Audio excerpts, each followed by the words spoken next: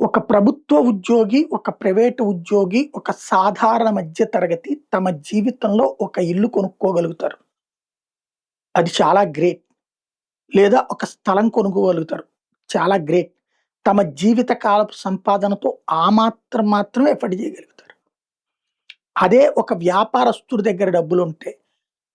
10,00,000 వస్తువుని అవసరమైతే కొనేసేసి నిదానంగా నెలవారీ ఏడాది కిస్తీనో, నెలవారీ కిస్తీనో కట్టుకుందాం అనుకుంటాడు. ఎందుకంటే వ్యాపారంలో లాభంలో ఎంతో కొంత ఆ విధంగా ఇన్వెస్ట్ చేయొచ్చు అనుకుంటాడు.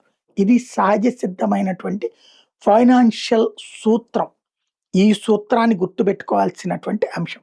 ఎందుకు ఈ మాట చెప్పాల్సొస్తుందంటే, ప్రస్తుతం జరుగుతున్నటువంటి పరిణామాలలో చైనాలో వ్యాపారాలు తక్కువైపోయినాయి. పారిశ్రామిక ప్రగతి డౌన్ అయింది. ప్రచారంలో అద్భుతంగా చేసుకుంటున్నారు.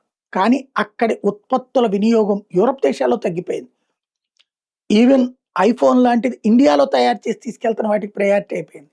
బట్టలు లాంటివి ఇండియాలో తయారు చేసిన వాటికి ప్రయారిటీ ఎక్కువైపోయింది. కాకపోతే గంభీర ప్రకటనల ద్వారా మీడియాని మేనేజ్ చేయడం ద్వారా డ్రామా ఆడుతోంది చైనా. వ్యాపారాలు తగ్గేటప్పటికి చేతుల్లో డబ్బులు లేవు. వాస్తవం క్రిందటిసారి వచ్చిన సంక్షోభంతోనే రియల్ ఎస్టేట్ ఎక్కడిదక్కడ స్తంభించిపోయింది. డబ్బులు మన దగ్గర తక్కువ ఉన్నప్పుడు ఆ ఉన్నదాన్ని దాచుకుంటాం గానీ ఖర్చు పెట్టం. ఆల్రెడీ మొదట్లో కిస్తీలు కట్టినోళ్ళు కూడా మిగతా ఫ్లాట్ల కిస్తీ కట్టకుండా వదిలేయడం వల్ల అనేక రియల్ ఎస్టేట్లు సంక్షోభంలో పడ్డటువంటిది చూసాం. ఇప్పుడు ఈ రియల్ ఎస్టేట్ సంక్షోభం ఇంకా కొలిక్కి రాలేదు. కారణం ఆర్థిక పరిస్థితి అంతంత మాత్రంగానే ఉండటం.